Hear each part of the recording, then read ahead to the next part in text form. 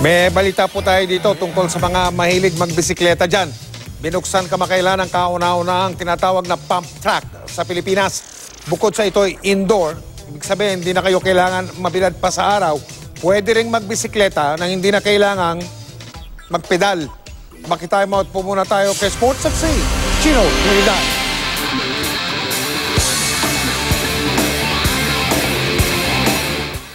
Ano nga ba yung pump track?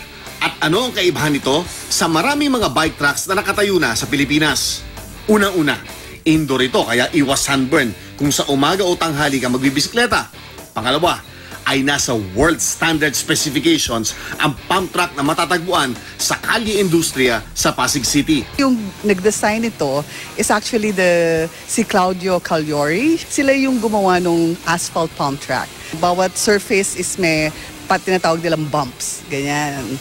So playing and training.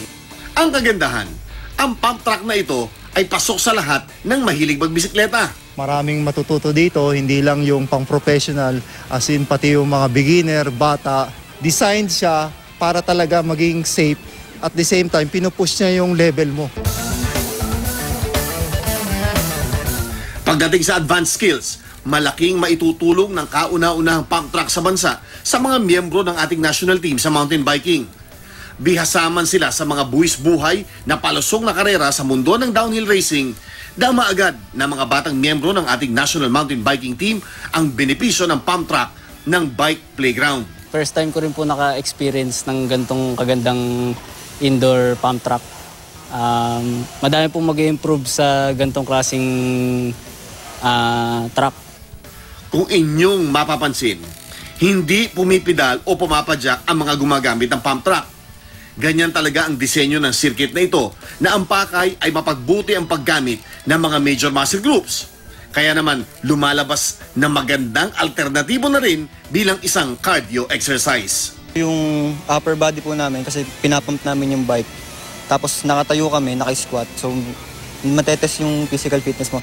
Ngunit isang paalala, bago pa tuluyang mag-enjoy ng pagbike, ay ang isang basic safety rule na malimit ay isinasawalang bahala ng karamihan ng mga riders, advanced o beginner man. Talaga number one yung helmet kasi pinupush natin yung safety muna. Chino Trinidad Agututok, 24 oras.